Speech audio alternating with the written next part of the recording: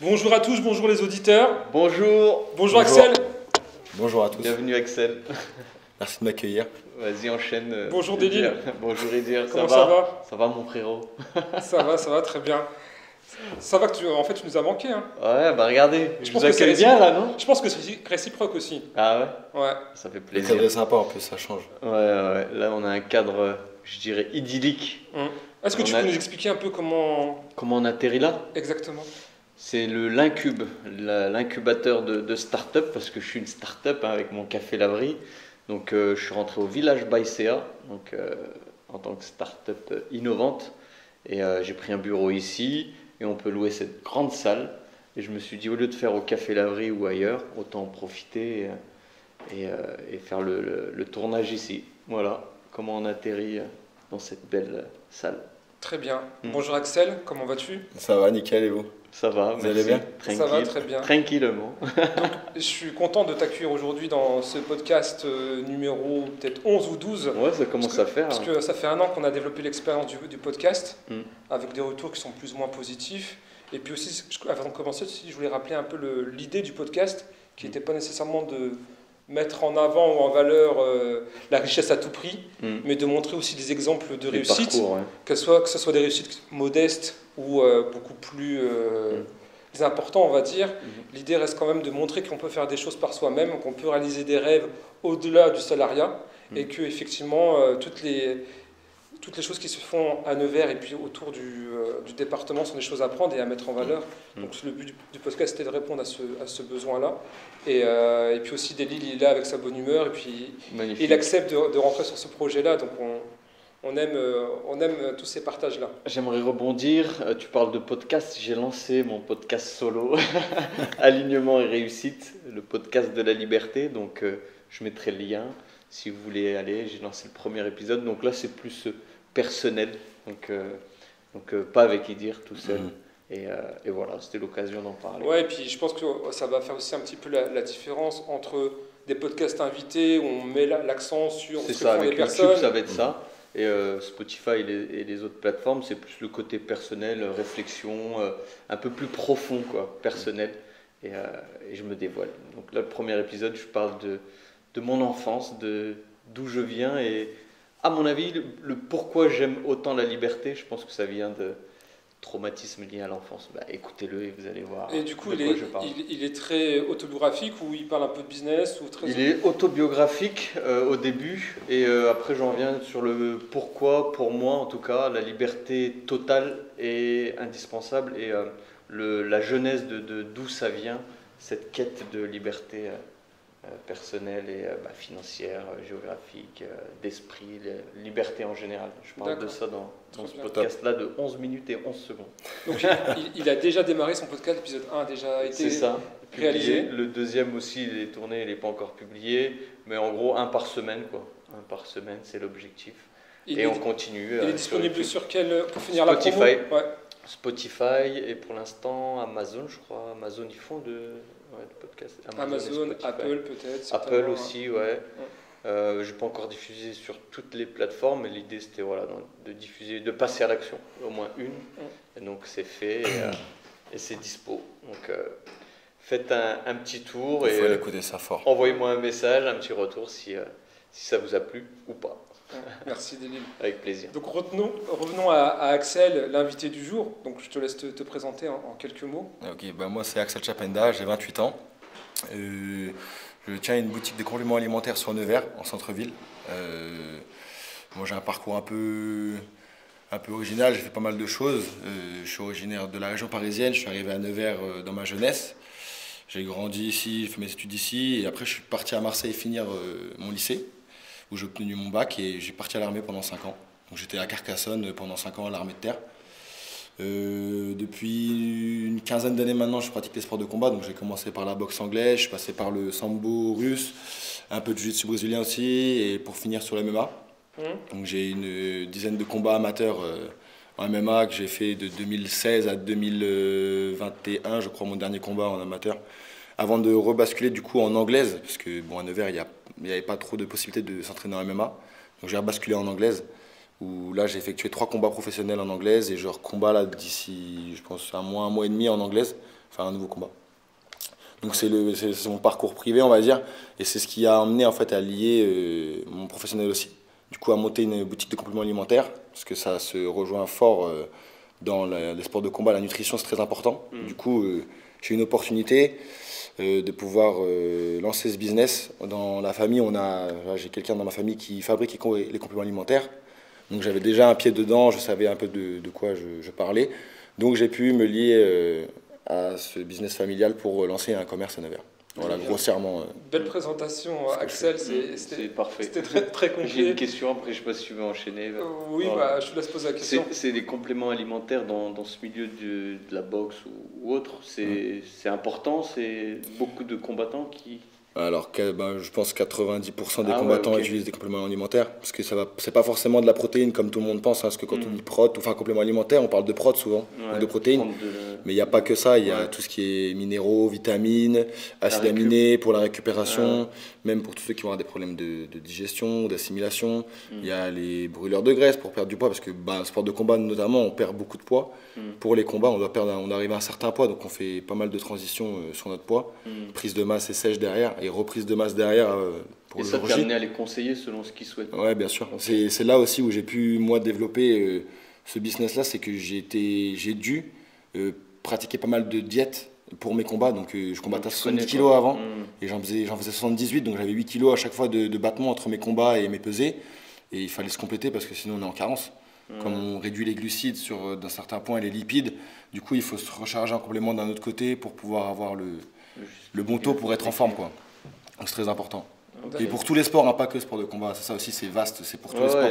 Un footballeur, un rugbyman, c'est pour ça que des gens qui font du marathon. Vers la salle, quoi. C'est ça. Et la musculation, on va dire la musculation, c'est le gros de notre clientèle. Ouais. Et ça va pour tous les sports, même les gens qui font pas de sport. Bien sûr. Pour la récup. Un footeux, il peut avoir des acides aminés qui vont l'aider pour l'endurance, des carbohydrates pour avoir de l'énergie pendant son match. Ceux qui font du marathon, tout ça, il y en a plein qui utilisent des compléments alimentaires. Ouais, ok. Ne serait-ce que les boissons d'hydratation, isotoniques, tout ça, c'est des compléments alimentaires, ça va ça va dedans, ça rentre dedans. Et juste pour revenir un peu sur ton parcours, et ce qui est intéressant par rapport au parallèle de l'ancien podcast, parce que la personne, Aaron, qu'on a interviewé la dernière fois, elle est aussi issue du milieu militaire. Et est-ce que ça a forgé un peu ta volonté d'entreprendre, le fait d'être passé par l'armée? Totalement. Avant de partir à l'armée, je ne savais pas trop quoi faire de ma vie. J'ai jamais vraiment été très fan du milieu salarial. Voilà, mais on a ses horaires de travail, on fait son travail pour tant d'argent et point barre, on doit poser ses vacances. J'ai jamais vraiment été très fan de ce truc-là, je suis plutôt libre dans ma tête. Et l'armée encore plus, ça me l'a mis parce que là vraiment on est dans un cadre où on est cloisonné et on est drivé de A à Z sur tout ce qu'on doit faire. Le nombre de fois où ça m'est arrivé de devoir partir en week-end et que le vendredi soir pour partir, je devais taper la garde, ça plus jamais. Donc une fois que je suis sorti de ce milieu-là, pour moi c'était obligatoire de devoir faire quelque chose de moi-même, devoir même travailler plus, ça ne me dérange pas, mais pour moi, et d'être libre dans ce que je dois faire. Si je veux pas gagner d'argent et pas me lever, je me lève pas. Mais si je me lève, c'est pour en gagner pour moi. C'est pas devoir être obligé, quoi. Voilà le milieu entre deux. Et au-delà de ça, le fait de nourrir un peu la volonté d'entreprendre, est-ce que ça a aussi permis d'acquérir un peu pas du savoir-faire, mais un savoir-être qui va te permettre d'entreprendre? Je sais pas, la prise de risque, la rigueur, la discipline, est-ce que c'est des choses qui vont te servir dans le milieu entrepreneurial? Bien sûr. La résistance à l'échec et à l'effort. Aller au-delà de soi-même, c'est très important, dans l'entrepreneuriat. On n'est jamais au bout de ses peines, il y a toujours des nouvelles surprises. Et dès qu'on rentre une bille, il y en a 2 qui doivent sortir à côté, donc il faut en refaire 3 derrière, on va dire. Et ça, avec l'armée, je pense que c'est un truc qui a beaucoup aidé. Toujours se dépasser. Et les valeurs de respect aussi, de discipline, l'humilité. Et c'est très important dans le business, je trouve, parce qu'il y en a beaucoup, ils font un peu d'argent, ils vont se la péter un peu, ils vont prendre la tête. Et il faut toujours rester humble et savoir s'ouvrir à toutes les... Même l'ouverture d'esprit. Ça, c'est vraiment, je pense d'ailleurs, le plus gros point de l'armée, l'ouverture d'esprit. Quand Nevers, c'est pas une grosse ville où on a forcément les possibilités de se développer spirituellement et même avec les gens autour de nous. C'est un petit village. Rester ouvert, quoi. C'est ça. Et d'aller à l'armée, on rencontre des gens de tout horizon, de toute société, tout ce qui est possible, et du coup ça ouvre l'esprit vraiment sur sur de larges horizons et ça aide aussi à derrière développer des compétences sociales avec d'autres gens qui peuvent apporter du business dans l'entrepreneuriat, c'est super important. D'accord, très bien. C'est beau.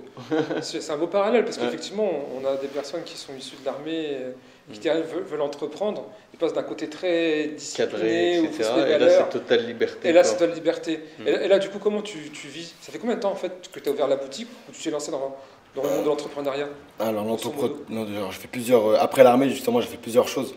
Je suis passé par CGP, donc gestionnaire de patrimoine. J'ai fait une année. Mais pareil, là, dans ce business-là, il y avait un micmac là-dedans. J'avais quelqu'un avec moi qui vendait des cuisines, qui vendait et posait des cuisines, donc qui était à son compte artisan et qui était menuisier. Et moi, j'ai trouvé une niche dans la niche. Et en fait, la gestion de patrimoine, c'est grossièrement vendre des biens pour défiscaliser, souvent des biens nus. Voilà, c'est ça. Et le client, si son bien il est nu, pour le louer sans s'en occuper, il faut l'équiper d'une cuisine.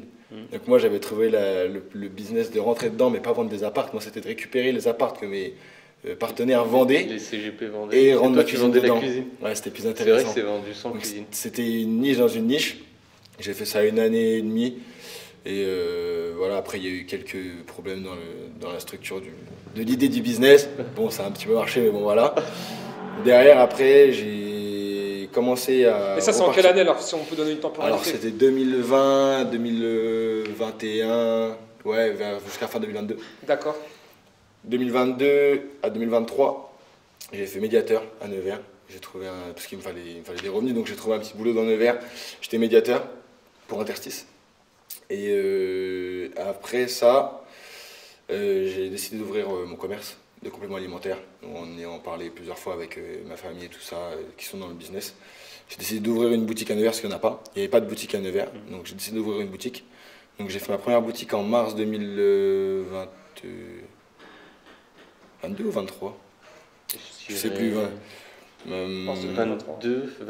Ouais, je crois que c'était 22. 22, moi j'avais le bureau, toi ouais, c'était en déjà, 2022. C'est ça, donc j'ai fait 2020-2021, j'ai fait CGP. 2021-2022, j'ai fait médiateur. Et 2022, j'ai ouvert la première boutique. Donc je l'ai ouvert de 2022 mars jusqu'à juin 2024. Donc j'étais place Saint-Sébastien, donc c'est vraiment dans l'hypercentre de Nevers, dans une rue à sens unique. J'avais une petite boutique où j'ai lancé vraiment, je suis parti de zéro, donc je suis parti juste avec un stock poussé de la famille, donc de nos productions. Et j'ai tenu 1 an et demi comme ça. Bon, c'était dur, c'était rude, c'était pas l'idéal et ça m'a permis de développer. T'as une question? Ouais, j'ai une question. Alors, plein de questions parce que c'est bien, tu développes tu développes très bien les sujets. Mais ma question elle était plutôt par rapport à comment, effectivement, tu es dans le monde du sport, tu t'es dit les compléments alimentaires, c'est en lien avec ce que je faisais avant, j'ai de la connaissance, de la compétence. Mais est-ce que tu dis que c'était pertinent d'avoir une boutique à Nevers si elle n'existait pas? Et surtout, peut-être qu'il y avait aussi des habitudes de consommation de la part de ces sportifs qui étaient différentes d'aller dans une boutique physique en centre-ville de Nevers. Alors peut-être après coup, tu vas peut-être l'analyser, mais peut-être qu'avant, tu n'avais peut-être pas conscience de ça, ou comment tu perçois cette chose-là? Alors, la chance qu'il y a, c'est familialement, on a 2 boutiques qui tournent très très bien, une à Cannes, une à Draguignan, qui tournent très très bien. La marque, donc Nutragène, notre marque, on est partenaire avec une 20aine de boutiques, on sait comment elles fonctionnent aussi à peu près. On a d'autres marques avec qui on travaille, qui vendent aussi dans les boutiques et qui vendent en ligne, et on voit un peu ce qu'ils font. Là, Nevers, pourquoi je trouvais ça intéressant de faire ça, c'est qu'il y a 2 Basic Fit qui se sont créés à Nevers en très peu de temps. Ils sont pleins. Les coachs sportifs, je les connais, donc j'ai aussi pu étudier un peu le marché, savoir ce qu'il y avait comme clientèle. Il y a du monde. Les gérants de des salles de Basic, je les connais aussi, j'ai pu parler avec eux, je sais qu'il y a du monde. Voilà, j'ai étudié un peu, je vois au niveau du sport même. Le sport, ça prend depuis le Covid, post-Covid, ça a pris une ampleur chez tout le monde. Tout le monde s'est mis à faire du sport de plus en plus. Et les compléments, ça va de soi, c'est avec. Tout le monde veut être un peu mieux physiquement, être plus performant. Donc on va s'orienter vers des compléments déjà pour un coût économiquement parlant. Ça coûte cher la nourriture. Donc ce qu'on va retrouver dans un pot de prot par exemple, je parle de la protéine, ça va être 2 fois, 3 fois moins cher que si on va acheter en steak haché ou en poulet. Donc là, ça devient intéressant. Et même, c'est un business qui n'a pas à Nevers et tout le monde commande sur Internet. Donc avoir un business physique, c'est apporter du conseil, des promotions qu'il n'y aura pas aussi en ligne. En ligne, c'est bien, on va avoir 10% de promo, Et en boutique, un shaker, des bars, petite remise derrière, voilà, on fidélise le client, donc après c'est du commerce, c'est normal. Mais il n'y avait pas, il fallait le faire. Et en 2 ans, à la place Saint-Sébastien, pour ceux qui ne connaissent pas Nevers, la place Saint-Sébastien, c'est la rue marchande en fait, c'est ce qu'il a dit, du centre-ville, Ouais. avec là où on a le plus de personnes qui passent. Ouais. Donc c'est-à-dire une zone de Saint-Jean qui est censée être intéressante. Je dis censée parce Ouais. que avec le temps, elle se dénature et il y a de moins en moins de monde qui la fréquente. Ouais. C'est quoi ton retour d'expérience sur ces 2 ans toi, en Alors, tant que commerçant local? Sur la place Sur la Saint-Sébastien, place c'est Saint-Sébastien. une population assez vieille qui est passage en piéton. Donc c'est pas mal de plus de 50 ans, je dirais, qui est en passage piéton. Après, beaucoup de passages voiture. C'est l'axe principal de Nevers, donc tout le monde passe là en voiture, sortie pour aller au travail. Mais sinon, c'est pas énormément vivant à pied. Et il y a vraiment un gros problème avec les stationnements. Personne ne peut se garer. J'ai pas mal de clients qui ont pris des amendes, qui se sont garés sur la place de bus juste devant, là, qui ont pris plein d'amendes pour venir prendre un pot de prot. Ils reviennent pas après. Ouais, bah non, c'est problématique, il coûte cher le pot, donc voilà. Mais après, très passant, mais pas pour ma clientèle. D'accord. Parce que ta Ouais. clientèle, c'est plutôt des moins de 50 ans, du coup. Alors non, j'avais tout âge, c'est pas ça. Moi, ma clientèle, elle va de, on va dire, 16 ans jusqu'à... Il n'y a pas d'âge, hein, jusqu'à... Oui, mais ton cœur, là où tu t'as... C'est des sportifs. C'est sportif. Et pour faire gros, la salle de sport la plus proche, elle est à 1 km à l'opposé de ma boutique. Et l'autre salle, elle est à 1 km à l'autre côté de ma boutique. Donc j'étais placé entre les deux. Et les places de parking, elles sont à 300-400 mètres de ma boutique. Et ce qui était aussi embêtant, c'est que le plus gros de ma clientèle, qui est quand même ceux qui vont à Basic Fit, qui est du coup à 1 km de ma boutique, le parking, il est à 50 mètres de la salle. Donc moi, les clients, il y en a qui le faisaient, mais j'ai eu beaucoup ce retour. C'est chiant de descendre tout en bas de la ville, venir prendre une boisson pour remonter après à la salle. C'était un problème. Et ça se comprend, hein, ça se comprend. Et c'est pour ça, du coup, que j'ai fermé cette boutique. J'ai trouvé un local en face de Basic Fit. Et là, ça change tout. D'accord. Là, je me suis mis en face de la salle de sport et là, c'est beaucoup plus pratique. L'emplacement. L'emplacement. C'est valable pour tout. Et c'est pareil, hein, l'emplacement, moi, il est idéal par rapport à mon business, mais je vendrais des vêtements, je n'irais pas, quoi. C'est vraiment, je pense pour moi, comme tu dis, l'emplacement par rapport à ton business, c'est intéressant. Mais il ne faut pas faire n'importe quoi, n'importe où. Ouais. Donc là, j'ai pu avoir le cas d'ouvrir un commerce dans un endroit où ça ne voulait rien dire, en fait. Stratégiquement, ce n'était pas intéressant.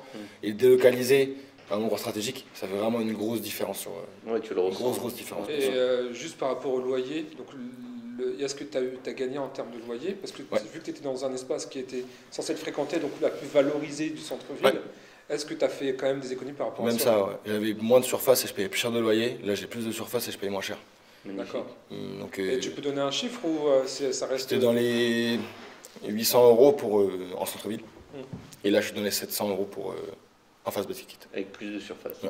Mais ça reste dans le centre-ville en plus. Mais je sais pas comment ils cloisonnent leur loyer. Mais vraiment. Ouais, c'est libre. Hein. Mm. C'est le proprio qui décide. Exactement. Et du coup, maintenant, ça fait combien de temps que tu es installé? Alors là, je suis ouvert depuis décembre. Depuis début décembre, je suis ouvert. Avenue Général de Gaulle, du coup. Donc ça va faire 4 mois bientôt là. Ouais, 4 mois. Ça fait 4 mois même. En face du Basic Fit à Nevers, si vous Ouais. n'êtes pas allé, allez-y. À côté de chez Classe Tu Coiffure. fais un cadeau aux nouveaux clients Toujours. qui viennent toujours. de notre part.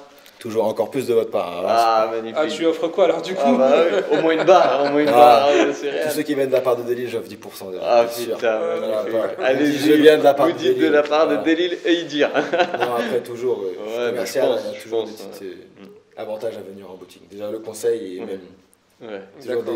toujours des petites Et donc ouais, tu t'es installé donc, il y a combien de temps? J'ai mal pris. Il y a 4 mois, Il y a 4 mois. Ouais. Donc du coup là, tu as vu quand même une amélioration de ton activité. radical. Et en termes de multiples, sans parler de chiffres, x2, x1,5. Ouais, fois 2,2 on va dire, fois 2,2. Ouais, Pour faut être être, précis. ouais, fois 2,2 D'accord, ok. au moins. Et donc du coup, ça a permis de récupérer des nouveaux clients Ouais. et derrière de continuer à développer ton activité sur cette boutique-là. C'est ça. Donc toi, ta stratégie, c'est une boutique physique, du coup, Ouais. et aussi une stratégie en ligne. C'est ça. Sur ta stratégie en ligne, tu as aussi un e-commerce qui vend quasiment les mêmes produits ou c'est des produits qui sont différents ou- Alors c'est dissocié. En ligne, moi je fais essentiellement Nutragène, qui est la marque qu'on revend, notre marque. Donc on vend en B2B, donc pour fournir les boutiques, et que je vends en B2C justement essentiellement en ligne. Là c'est que Nutragène. Et Fit Gang Store, c'est Fit Gang Store parce que c'est une marque qu'on a aussi à nous et qui permet de faire du multimarque. Si j'avais créé une boutique qui était Nutragen Store, Tu vends j'aurais que pu ton mettre que produit. du Nutragen dedans. Et là, le point qui est intéressant avec FitGang, c'est que ben, c'est à nous, FitGang, et je peux mettre multimarques. Donc j'ai des marques, j'ai plusieurs marques dans la Ouais, donc boutique. tu as plusieurs marques avec plusieurs prix, avec plein de typologies de compléments C'est ça, je alimentaires. peux proposer de la diversité, je peux diversifier mes produits pour les Et clients. c'est quoi en fait les compléments alimentaires qui fonctionnent le plus à Nevers ou par exemple sur ta boutique pour avoir un peu Ben, d'ordre d'idée de ce qui fonctionne en fait. Nous, ça va être franchement, ce que je vends le plus en boutique, ça va être les pré-workout et la créatine. Je suis sur une clientèle assez jeune. En centre-ville, vraiment, c'est assez jeune. Alors pré-workout, si tu peux nous expliquer ce que Alors, les c'est. pré-workouts, c'est des pré-entraînements, c'est des compléments qui vont donner une sensation d'excitation, qui vont servir à la vasodilatation, donc qui vont te servir à congestionner, à avoir un focus dans ta séance, et qui vont te donner de l'énergie, souvent chargés en caféine, en thé vert, donc qui vont te booster pour ton entraînement, ce qu'on appelait les boosters D'accord. un peu Tu avant. vas aller plus loin, quoi. Bah, ça va Tu vas vraiment donner le sentir, coup de boost pour aller faire sa séance. Et tu le prends juste avant? Ouais, juste avant la séance. Ok. Et est-ce que tu as des clients qui sont intéressés plutôt sur la partie carence alimentaire? C'est-à-dire qu'en fait, c'est des personnes qui font du sport sans nécessairement rechercher de la performance et qui veulent juste avoir des compléments alimentaires pour améliorer leur... Ouais, Le- plus santé, bien-être. oui, quoi. c'est Ouais. ça, avoir plus de fer dans le sang, Ouais, toutes ces plus de choses-là. magnésium, Un peu ce que peut faire à Amazon, je crois, comme... Ouais, même. Est-ce que ça, c'est bah, des populations que tu peux aller chercher J'en ai- ou c'est vraiment que du sportif 100%? Je cherche toutes les populations, mais je vais pas mentir, j'ai pas trop de clients comme ça qui viennent me voir pour Bah, avoir ouais. des substituts de repas C'est ça. ou se compléter par rapport à leur carence. Ouais. Vraiment, moi, c'est des gens où ils vont avoir un objectif sportif principalement, soit prendre de la masse musculaire, soit prendre de la masse tout court, soit perdre du poids, soit s'affiner, s'affûter. Ça va vraiment être on va dire, ces T'es principaux pas types de clients. nutritionniste, quoi. Non, bah, ça rentre dedans un peu parce que j'ai quelques bases et je peux conseiller sur la nutrition, Mm. mais c'est pas mon taf de moi lui faire un Il y a un calcul de programme, macronutriments, ouais. lui dire ce qu'il doit manger par jour. Qu'il aille Moi, à voilà, je Nacuréo ou. C'est ça, ou qui prend un préparateur Sano, physique qui va lui faire. ouais. C'est un Mais métier spécial. J'ai rencontré là, il y a 15 jours, c'est une marque, Beauty Sané ça s'appelle. Botisano. Beauty Sané. Botisano. Non, Beauty Sané, c'est ça, Beauty Ah ouais. Sané. Ok. C'est une marque qui a pas mal de labels et qui est pas mal certifiée. Mm. Et en fait, ils ont dans leur préparation des substituts de repas. Peut-être je vais les rentrer en boutique, je pense. Normalement, je devais les rentrer en boutique. Ok. Ils ont des substituts de repas, justement, qui peut être quelque chose que je peux ne pas avoir en boutique pour l'instant, et qui ont tous les nutriments et vitamines et minéraux que le corps a besoin par repas. Donc Mhm. vraiment, ils ont fait une formule où ils t'ont produit un truc. Tout Tu en peux un mettre dans temps. tes repas, tu peux créer des gâteaux avec, tu peux faire à manger avec, tu peux faire des sauces avec, ou le prendre en shaker direct. Tu as tous les nutriments que le corps a besoin par repas dans la préparation. Protéines, lipides, Ouais, glucides. Même les 24 fibres. minéraux et vitamines que tu as besoin, et tout. Vraiment, il est bien, le truc, il est pas mal. La compo, elle est bien. Ouais. Peut-être que je vais en rentrer, je vais essayer de voir pour en rentrer. Ça peut être une alternative justement à ce que tu me dis, que des clients peuvent venir pour avoir des substituts de repas. D'accord. Mais c'est pas le principal, le cœur de mon travail. D'accord. Moi, je viens vraiment. Le principal, c'est les jeunes sportifs qui veulent se booster ou qui veulent prendre de la masse musculaire ou qui veulent se compléter. D'accord. Donc du coup, ouais, la boutique physique, ça permet de t'ouvrir ta gamme à d'autres produits, alors que Nutragen, c'est vraiment la marque Nutragen Mhm. que tu mets en avant. Et grosso modo, comment toi, tu vois ta stratégie en fait en e-commerce? Parce qu'il y a énormément d'acteurs sur Ouais. la partie nutrition, santé. On a de plus en plus de marques qui se créent, Ouais. de plus en plus de concurrence dans les cités, que ce soit de la concurrence sur les compléments alimentaires pour sportifs ou des substituts de repas pour des personnes qui veulent avoir des repas sains, healthy, sans nécessairement débourser beaucoup d'argent et sans nécessairement avoir trop de temps de préparation. Ça, on voit de plus en plus de publicité sur ces thèmes-là. Et comment toi, tu te positionnes par rapport à ça? Alors déjà, ce qui est bien avec Nutragen, c'est c'est une marque qui a une dizaine d'années d'ancienneté. On est, comme je te dis, présent dans une vingtaine de boutiques en France où voilà, on est un de leurs principaux clients. Enfin, je sais pas si on peut dire client, non, c'est pas client. Fournisseur. Ouais, principaux fournisseurs, pardon. Nos principaux fournisseurs, donc voilà, ça fait de nombreuses années qu'ils vendent la marque. Donc la marque, elle se fait connaître via les boutiques déjà. Parce qu'on a des choses en boutique, en ligne qu'ils n'ont pas en boutique. Après, le but, nous, c'est pas de concurrencer nos clients pour qui on fournit en boutique. Hein. On essaie de toujours être au prix avec eux. On s'accorde avec les boutiques pour qu'on soit tous pareils, Homogène, ouais. qu'il n'y ait pas de concurrence directe entre le site et les boutiques. Et après, ça va être des stratégies de communication, réseaux sociaux, Insta, Facebook, TikTok Ads, du Google Ads, du SEO, de la création de contenu sur le site, de la création de contenu sur les réseaux, promouvoir la marque ou des influenceurs, toutes ces stratégies Ouais, il y de a marketing tout, c'est un classique. que Bah, on connaît tous, classiques. Hein, voilà. C'est ça vraiment les principaux axes de marketing sur la marque pour développer. Et toi, du coup, si il y a énormément de propositions sur Internet, quel est pour toi le facteur qui fait qu'on ira choisir plutôt ta marque? Différenciant. Est-ce qu'elle est la différence? La qualité du produit. La qualité. Ce qui est compliqué avec Internet, c'est qu'on peut avoir tout et n'importe quoi. Donc on peut avoir un produit qui est top à un prix élevé, un produit qui est pourri à un prix élevé, un produit qui est top à un bas prix, etc. Et là où on va essayer de se différencier, c'est surtout sur comment on va vendre notre produit, les retours clients. Donc on va mettre en avant les retours de nos clients, les retours des boutiques aussi, parce que c'est bien d'avoir une marque qui est pas chère et qui est très très bien mise en avant par le marketing, mais si elle n'est pas en boutique et s'il n'y a pas de retour client, voilà. Donc nous on joue vraiment sur la qualité du produit. On fait en sorte d'être au prix le plus juste avec une qualité produit top. Et voilà, après une fois qu'un client il prend notre marque, souvent il reste puisque le produit est bon. D'accord. Donc vous avez des personnes qui reviennent assez souvent sur le site plutôt. Et est-ce que tu sais à peu près le taux de clients récurrents que tu as sur ta boutique? C'est des choses que tu analyses, que tu n'analyses pas? Pour l'instant, j'ai quasiment 80% de mes clients qui ont commandé une fois qu'on recommandé. Ouais, on n'a pas une grosse base client, je dois avoir peut-être 300 clients en ligne, donc c'est pas une grosse base client pour l'instant, mais ils ont tous, quasiment tous recommandé. Je pense que le plus dur pour l'instant c'est l'acquisition client. Et sans nécessairement les relancer sur de l'emailing derrière. Donc tu as un travail de fidélisation qui est encore à faire. On n'a rien créé, on est en train justement de créer des campagnes de mailing. Et des programmes de fidélisation. C'est ça, on est en train de les créer, je suis en train de les créer. Mais ouais, sans ça, après on a beaucoup, on vient de rentrer en partenariat avec le groupe Alliance. Donc Alliance, c'est un syndicat de tout ce qui va être la sécurité, police, tout ça, etc., police, gendarmerie, tout ça. Donc c'est ce syndicat-là, on a rentré en partenariat avec eux, ils ont une remise de 20% sur tout le site. Donc c'est des actions qu'on mène en off, on va dire, où on a aussi, avec les liens familiaux du réseau et des contacts, on a pas mal de pistes, de gens qui commandent via des promotions qu'on a déjà mis. On a le GIGN par exemple, le RAID, qui ont des promos à eux. J'ai quelques sportifs de haut niveau qui ont leurs promos à eux, qui partagent autour d'eux. Voilà, c'est plus du bouche à oreille qu'on a fait pour le moment sur la marque et on arrive à s'en sortir. Donc là, j'ai tout 2025 pour axer sous l'ouverture à la France entière. Et c'est vraiment mon travail là, que je vais faire cette année. Et du coup, comment tu vois cette année 2025 en termes de stratégie? C'est quoi tes prochaines actions que tu vas mettre en place pour développer cet e-commerce? Parce que je pense que l'e-commerce, c'est là où tu vas axer plutôt ton business. Parce que je pense que tu vas être limité dans la Nièvre, à Nevers. Je ne sais pas si déjà dans un premier temps, tu as fait déjà des partenariats avec les salles locales, on va dire. Que ça soit, sur Nevers, le physique, j'ai fait les coachs sportifs déjà. Donc les préparateurs physiques dans les salles de sport, ils ont des remises pour leurs clients et pour eux. Avec Lucerne aussi, je travaille, donc qui est le club de rugby de Nevers. Tous les espoirs, ils savent qu'ils ont 15% à la boutique, les pros aussi. J'ai quelques préparateurs physiques de chez eux qui viennent, qui savent qu'ils passent le message.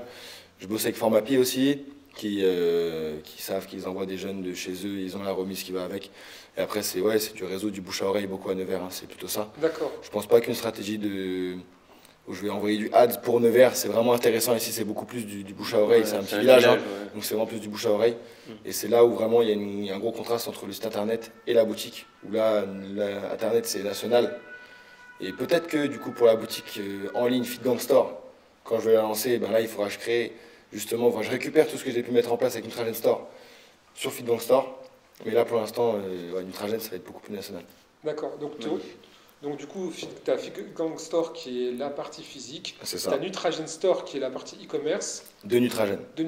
C'est ça. Et tu pourrais aussi créer une autre marque, un autre site e-commerce. Fit Gang Store qui vendrait du multimarque. D'accord.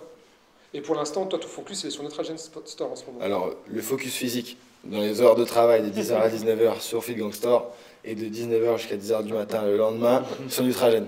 D'accord. Voilà. Et du coup, pour répondre à la première question, c'était sur quoi tu voulais faire sur Nutragen en termes d'acquisition, qu'est-ce que tu veux mettre en place comme stratégie? Alors ça va être de la création de contenu, donc pour amener du trafic, donc tout ce qui va être du blog, créer du backlink et des ads, les ads, essentiellement des ads. Donc là j'ai engagé des community managers pour créer du contenu Instagram, parce que c'est hyper important d'avoir, c'est là où plus grosse partie de ma clientèle elle est. TikTok, Instagram, c'est cette clientèle-là qui va venir sur le site acheter. Donc créer du contenu intéressant et interactif qui va les faire cliquer sur le site.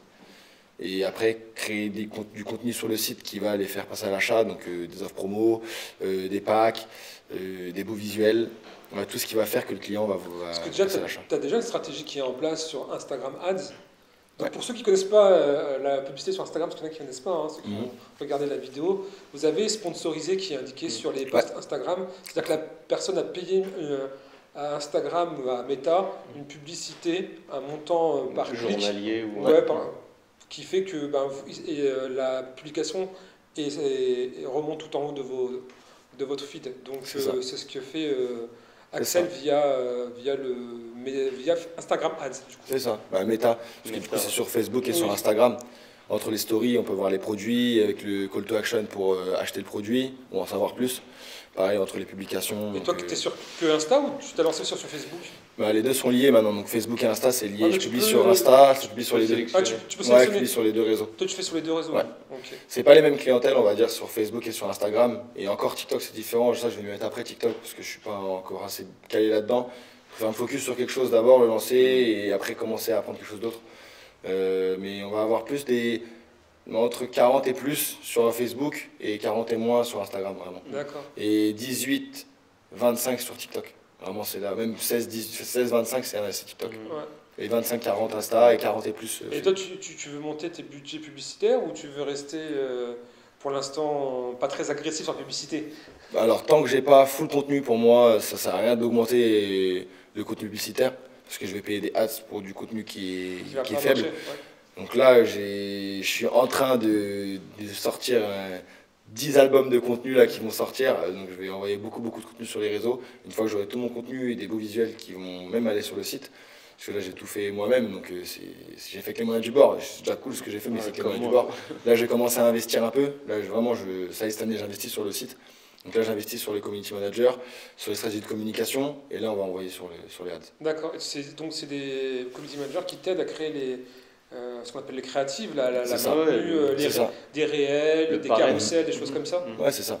D'accord. Et ça, comme ça, et tu sais à peu près combien ça va te coûter, parce que pour que les gens qui veulent se lancer sur Internet, qui ont peur de mettre de la publicité, parce qu'il y en a énormément qui ont peur de faire de la publicité, parce qu'ils pensent que c'est de l'argent gaspillé, alors que c'est plutôt un investissement sur la valorisation de son business. Grosso modo, là, je suis à peu près entre 15 et 20 euros par jour de ads. Ouais. Tout ce qui est partie community et je compte. Il y a beaucoup de choses en vrai à compter. Là, il j'ai une liste, mais si je prends les abonnements pour le mail, pour les campagnes de mail, par exemple, c'est 20 euros par mois. Alors, juste pour embaucher un community manager qui fasse des créas, combien ça coûte à peu près? Il faut compter 400 euros mensuels. Entre 4, si on prend derrière les vidéastes et tout ça, c'est facile 600 euros mensuels. D'accord. 600 euros mensuels. Et 600 euros mensuels, tu produis quoi avec 600 euros mensuels? On va me créer du contenu photo, du contenu vidéo, des stratégies de communication. Ah, mais il y a un nombre, il te donne un nombre spécifique ou il te dit, c'est à la commande, je sais pas comment. Quand tu as besoin. Après, en règle générale, il faut essayer de publier au moins tous les 2 jours sur les réseaux et de mettre 2-3 stories par semaine de story promotion. Et après, il faut essayer d'envoyer du contenu tous les jours. Donc, mettre une story en relance tous les jours. Mais en gros, il faudrait faire une story ou 2 sponsorisées par semaine. Et il faudrait mettre des stories tous les jours. Donc, il faut publier des trucs en story, des retours clients les publier en story. D'accord. Voilà, Après, moi, ce qui est bien aussi, c'est que je ne suis pas une structure énorme qui doit avoir essentiellement du pro. Et moi, c'est cool parce que j'ai pas mal de boutiques partenaires avec qui on travaille justement Nutragène, qui postent eux leurs trucs de leurs clients. Donc leurs clients qui viennent, qui ont acheté dans la boutique, ils renomment la boutique et Nutragène. Tu vois, ça permet de reposter et la boutique partenaire et le client qui a acheté qui donne son avis. Donc moi, ça crée une qualité de produit qu'on est vendu en boutique et des clients nous aiment bien. D'accord. C'est pas que du contenu sponsorisé ou du contenu pro ou du truc vendeur. On a aussi du vrai retour client et entre deux faire du contenu pro. D'accord. Où vraiment on est sur des réels ou des visus, des créatives animées, bien propres. Quali.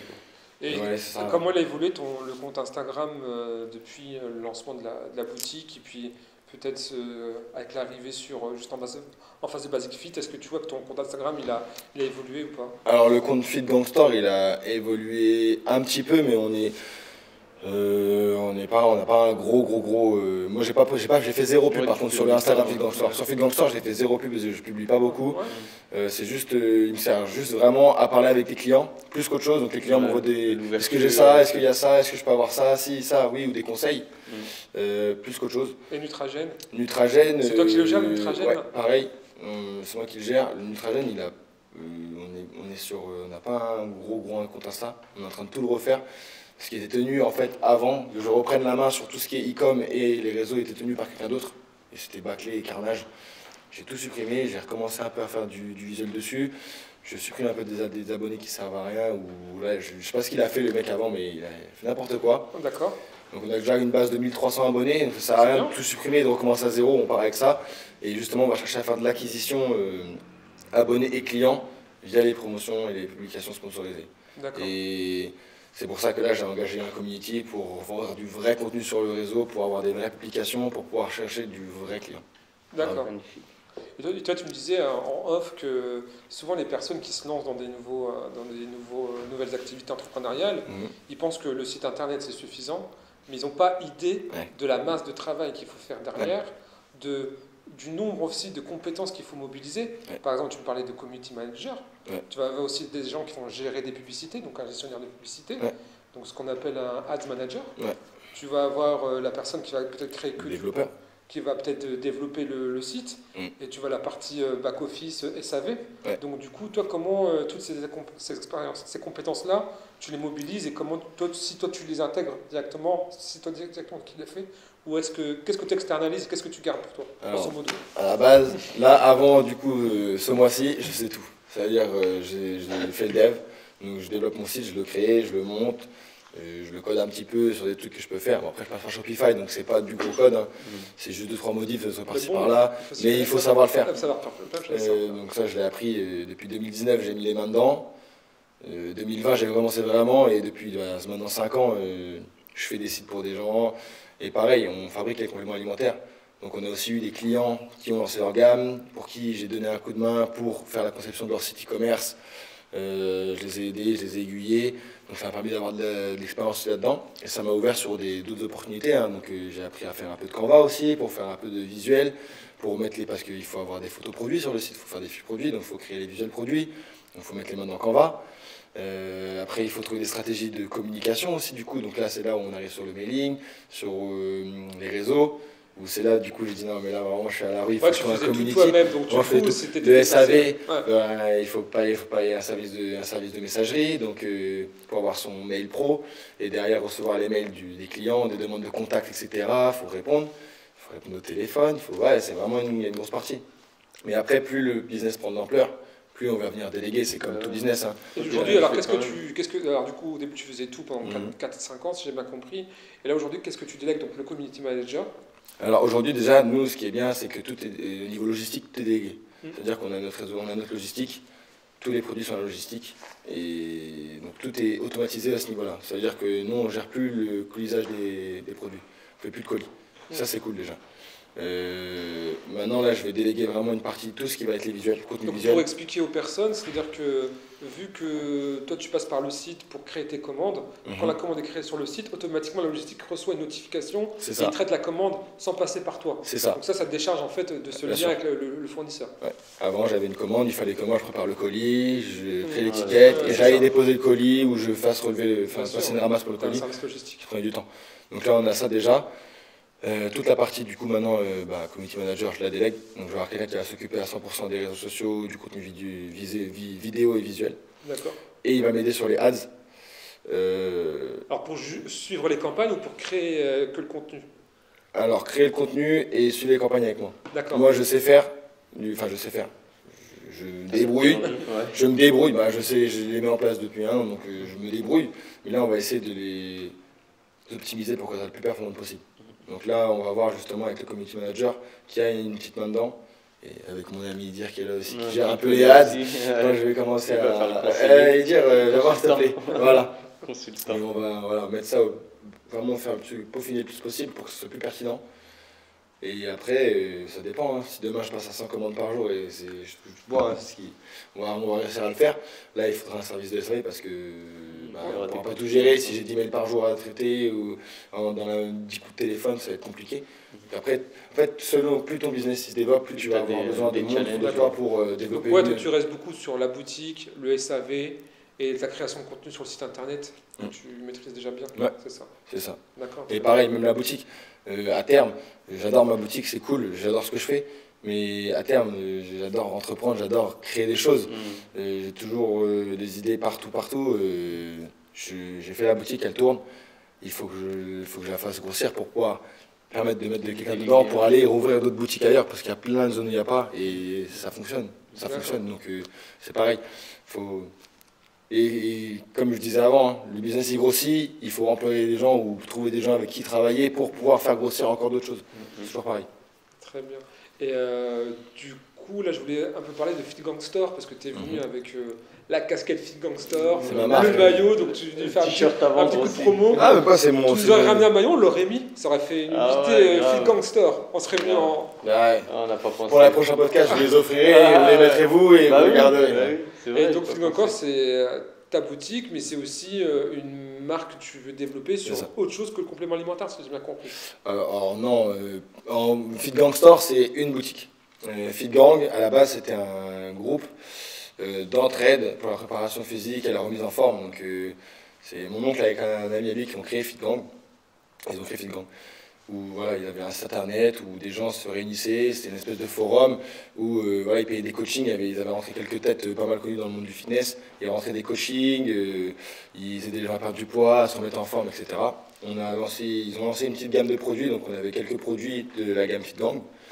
Et comme c'était à nous, on va dire la marque Fit Gang, et que moi ça a toujours été un sponsor pour mes combats et tout ça, et je kiffe le logo, je kiffe la marque, ça déchire, je le kiffe, moi je l'aime. J'ai demandé à reprendre du coup Fit Gang pour faire Fit Gang Store. Parce que comme je vous expliquais au début, si je faisais Nutragen Store, je devais vendre que Nutragen, ça n'aurait pas été cohérent de vendre autre chose. Là, Fit Gang Store, on n'a pas vraiment de marque de nos produits, du coup je pouvais faire multimarque. Et ça sonne bien un Fit Gang Store pour une boutique de prot. Après, tout ce qui va être casquette et t-shirt, ça c'est des trucs que j'ai créés moi pour mes clients parce qu'on avait déjà des t-shirts Fit Gang à la base qui avaient été faits et les clients avaient kiffé. Du coup là j'ai refait une série de t-shirts en oversize que j'ai mis à la boutique, j'ai refait des casquettes aussi parce que pareil elles ont beaucoup plu les casquettes. Donc j'ai refait de la gamme de SAP pour faire un peu de pub on va dire au niveau local. Alors, on va parler stratégie hein, mais un truc tout con, Basic Fit. Tout le monde connaît par rapport à un sac à dos. Ouais. Donc on voit tous des gens passer avec des sacs à dos Basic Fit, on s'en rend pas compte, mais ça marque l'esprit. Oui, ça développe la marque. Ça marque l'esprit. Ça développe l'image de marque. Donc moi, je fais en sorte de fourguer un peu des casquettes, des t-shirts partout. Les mecs, ils vont à la salle avec la casquette. En plus, ils sont propres, donc c'est pas alors. Je vais pas cracher sur Basic, mais leur sac il est dégueulasse, tu vois. Là, on a un t-shirt de Cali, on a une casquette Cali. Les clients, ils aiment bien. Et donc tu les vends ou tu les donnes? Comment ça fonctionne? Ça dépend des personnalités. Voilà, je ne veux pas le donner comme ça à quelqu'un qui vient, bonjour, j'en veux un. Un gars qui vient prendre 100 € de produit à la boutique, qui a une casquette, c'est un geste commercial aussi qui va de soi. Ça lui fait plaisir, moi ça me fait de la pub. L'un dans l'autre, on est tous gagnants. Sinon, les produits sont à vendre, je les achète. Tu ne commercialises pas du tout sur le site internet Fit Gang Store quoi. Non, je vais les mettre. Pareil, le site Fit Gang Store, en fait, il est en stand-by. Dans le sens où mon domaine est déposé, tout ça, je pourrais le mettre en ligne, mais si tu veux, là je me focus vraiment sur la boutique et Nutragen Store. Ouais. Parce que recréer un site Fit Gang, c'est bien, mais ça me demande de refaire un site entier, donc c'est du temps à développer. Nutragen, ce qui est bien, c'est qu'on a que des produits Nutragen. Donc j'ai 15 références, on va dire, de produits avec plusieurs saveurs bien sûr, mais j'ai 15 références, 15 produits. Fit Gang Store, je dois avoir peut-être 150 produits en boutique, donc 150 fiches produits à faire. Les fiches produits, ça prend peut-être 20 minutes par fiche produit à faire. Et il faut les mettre à jour tout le temps parce que j'ai d'autres produits qui rentrent en boutique, donc il faut que je crée. Du coup, c'est un vrai travail. Il faut déléguer. Bah oui et non, parce que c'est pareil, c'est des coûts qui rentrent et il n'y a pas de retombées non plus encore sur ça. Mais bon, c'est un truc qui est en projet et que je fais en parallèle. Et dessus là, je mettrai tout ce qui va être t-shirt, casquette et tous les produits de la boutique. Et c'est pareil, demain Fit Gang il est lancé. Il faut que je suive au jour le jour. S'il y a des ventes qui ont été faites sur Fit Gang, il faut que je prépare les colis, j'expédie les colis, je fasse du réassort en fonction, il faut que je trouve un moyen de plugger aussi, parce que là, du coup, de la logistique, j'ai 10 produits en boutique, j'en vends 10 sur le site. mais je ne les ai pas encore sortis du stock de la boutique. Là, je les vends, je suis en -1 sur les ventes en ligne.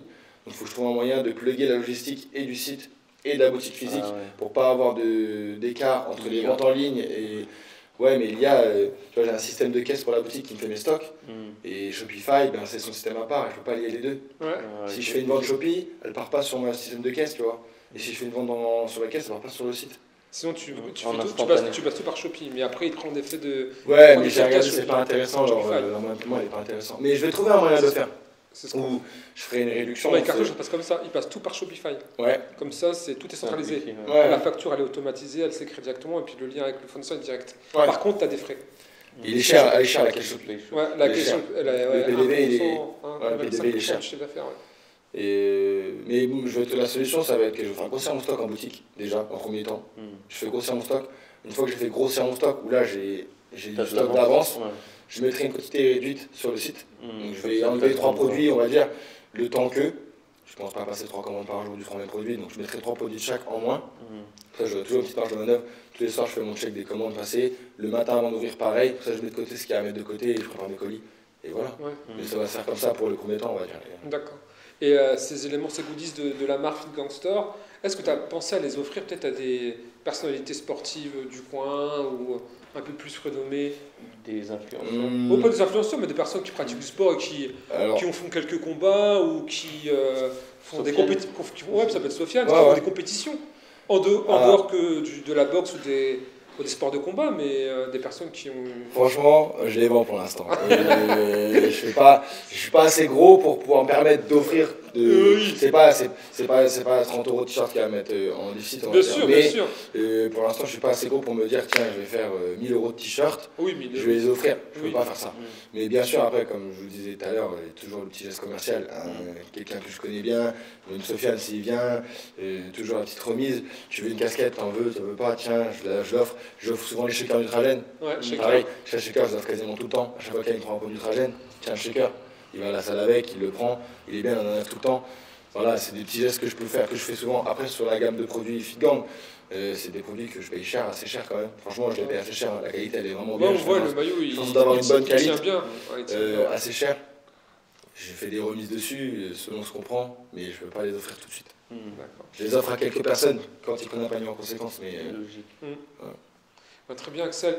Est-ce que tu as des choses qu'on n'a pas évoquées que tu souhaiterais transmettre par le biais de ce podcast sur, par exemple, le mindset, le tempérament qu'il faut avoir, un conseil, l'échec, comment... Est-ce que toi, tu as un message à faire passer, un conseil ou je sais pas, une philosophie. Ce que tu veux. Franchement, si vraiment je peux faire passer un message sur l'entrepreneuriat, il faut vraiment de la résilience. Et il ne faut pas avoir peur, il faut être un peu une tête brûlée des fois. C'est souvent comment il s'appelle vaut mieux pas trop réfléchir et foncer, quitte à faire des erreurs et être à l'échec, que de trop réfléchir et prendre le temps et de passer à côté d'opportunités. Souvent dans l'entrepreneuriat, c'est comme ça. Et il ne faut pas baisser les bras après un échec. Parce que, bon, je sais pas, mais bon, c'est une réalité. Hein. La première boutique que j'avais lancée, par exemple, j'étais à perte et je me suis mis dedans. Grossièrement, comme on dit, je me suis mis dedans dans l'autre boutique parce que je faisais pas le chiffre. J'avais des dettes qui s'accumulaient parce que je dépensais plus que ce que je rentrais. En termes parce que j'étais à flux tendu tout le temps, donc je dépensais plus que ce que je rentrais. Il fallait que je vive aussi. Donc ça me faisait que j'étais à perte. Et malgré ça, j'ai quand même trouvé le moyen de revendre mon projet, de retrouver des investisseurs qui m'ont suivi dans mon projet, de relever une nouvelle boutique parce que je trouvais un emplacement stratégique. J'ai pas lâché. J'ai battu les 6 mois pour avoir le local, mais il fallait aller coûte que coûte. Et de là, j'ai réussi à payer mes dettes, refaire du stock, refaire une boutique plus jolie, faire plus de chiffres et repartir nickel. Donc j'aurais pu rester sur le « Ah, ça n'a pas marché, je suis dedans, bah tant pis ». Et bon, bah non, je lâcherai. Mais après, c'est pour tout ça, je lâche pas. Et ça va avec l'armée, ça va avec les sports de combat. C'est la résilience, vraiment, c'est le maître mot. Hein. Vous pouvez le voir, toi, dans tous tes business, la résilience, c'est très important. Pas parce que tu as un refus d'une banque pour un appart que tu vas lâcher l'affaire sur le bien, tu vas aller voir d'autres banques, tu vas aller voir ailleurs. Et tu as dit de ne pas avoir peur, c'est les émotions. Gérer ses émotions. Résilience et gérer ses émotions. Des fois c'est dur, hein, c'est stressant et ça crée des mal, tu as envie que ça aille vite, etc. La patience. Et après, Ouais. c'est la croyance, quoi. On passe à l'action. Et l'ouverture d'esprit aussi. Faut pas avoir peur de pousser des portes et de rencontrer d'autres gens. De discuter avec tout le monde, C'est ça. on est tous humains. C'est ça. Il chie comme tout le monde. Le Ouais, mec en c'est ça. face, il a beau avoir des C'est ça. épaulettes, tu t'en tapes, tu passes. C'est ça, c'est ça. Et des fois, d'une rencontre, on peut trouver d'autres business, d'autres façons de s'en sortir dans d'autres choses, et c'est incroyable. Vraiment, c'est incroyable. S'imprégner. Ouais. Magnifique. Ouais, c'était un très bon discours. Et puis ce que tu disais aussi, c'est que il faut se détacher un peu des réussites qui sont toujours mises en avant en fait. Toujours sur Internet, on va toujours mettre en avant la réussite qui a fonctionné, le gars qui est devenu millionnaire en 4 mois, et toi tu viens un peu contrecarrer un peu ce discours-là et te mettre un peu de position que en fait toutes les réussites elles prennent du temps. Et que le rappeur Jossman, il dit la vraie vie c'est pas les réseaux, ça c'est tellement vrai. Parce que sur les réseaux on met en avant et justement c'est ça qui fait vendre les gens. Enfin, même nous on le met dans notre stratégie de marketing. Hein. On va vendre notre produit comme le truc, mais c'est incroyable. Le mec c'est un bodybuilder parce qu'il a pris une fois, et c'est pas vrai, c'est pas la vraie vie. Derrière il y a une diète, il y a un sommeil de qualité, il y a un entraînement de qualité, et il y a les mecs on voit des Yomi Denzel qui ont fait des cartons avec la promotion de formation et tout ça parce qu'ils avaient une grosse voiture. Mais c'est ce qu'ils font, mais c'est pas la réalité de la vie. Hein. On montre ce qu'on veut sur les réseaux, c'est pas la vraie vie. C'est le travail. Et c'est ça, et faut pas se fier à ça, à pourquoi moi je suis pas millionnaire en un claquement de doigts, ou j'ai fait c'est long, c'est long, c'est long. Alors juste pour terminer, pour conclure, c'est pas qu'on ne dit pas qu'il ne faut pas consulter de réseaux sociaux, c'est juste qu'il faut se détacher de certains discours, mais pour vous éduquer, pour vous cultiver sur les réseaux sociaux, ça reste quand même pour moi l'outil numéro 1, et que de plus en plus l'éducation et l'auto-éducation passera par les réseaux sociaux. Et c'est pas toujours on n'est pas là pour le diaboliser, on est là pour dire de bien vérifier ses contenus et de l'utiliser plutôt comme une source de motivation, d'inspiration et d'éducation, et non pas comme source de frustration. Et non pas nourrir un peu son ego. Je vais rebondir, j'en parle souvent, et je crois que j'en ai parlé dans le podcast que j'ai fait, c'est être un sceptique, mais un bon sceptique. C'est croire, mais pas croire, tu vois. En gros, faire ses propres recherches et aller approfondir, parce que ce que tu vois dans la facette, c'est pas ce qu'ils sont à l'intérieur, et ils transmettent que 10% de la réalité, quoi. C'est ça, mais le travail, c'est le gros de la réussite. C'est un travail intelligent, c'est pas le travail foncé bêtement, c'est faire intelligemment. Et en parlant de ça, je vais rebondir. Je lance un programme d'accompagnement. Cette année, je vais accompagner 10 personnes pour remplacer leur salaire en 12 mois. Alors ce qui est dommage, c'est que je vous dis un peu à la fin du podcast, et je pense qu'entre-temps, il y a des personnes qui ont quitté la vidéo. Mais c'est pas grave, ceux qui sont restés, c'est les guerriers, c'est eux que je souhaite accompagner, mais pas n'importe qui, des gens sensés, qui me ressemblent quand je me suis lancé, qui veulent quitter le salariat, qui veulent entreprendre grâce à l'immobilier, et cette année, je vais en accompagner 10 pour les faire évoluer dans cette voie-là. Très bien les gars. Super projet. Magnifique. Merci pour votre participation. On souhaite beaucoup de réussite, Axel, sur cette année 2025. Merci les gars. Elle sera game changer.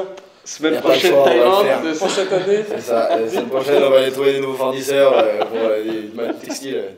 Des livres, donc du coup, toujours focus, toujours en mouvement. On agit tous les jours. Parce qu'on est passé de TD Conseil, on est passé à Café Laverie, on a fait qu'un épisode. C'est ça. Et maintenant on se retrouve à l'Incube, donc en perpétuel. La semaine prochaine, on est sur la Lune. C'est ça. Merci à tous pour votre attention. Merci Axel d'être venu. Merci à Karim. Merci le à Karim. caméraman, on met le lien aussi dans le descriptif. Et toujours ceux qui souhaitent passer sur ce podcast, on est bienveillants. Désolé, aujourd'hui on ne vous a pas offert de café parce qu'on n'était pas totalement en place, mais on vous offrira un café si vous venez au podcast. Donc n'hésitez pas à Et on aurait dû postuler. mettre les t-shirts, on n'a pas pensé. Donc, si vous avez des idées, les futurs invités, soyez créatifs. On mettra en bio aussi le petit code TD Conseil 10 pour du trajet store. Delil 10, et ben on mettra Delil 10 pour 10% sur le site. Magnifique, on applaudit. Merci à tous et bonne journée à tous. Allez, ciao les amis.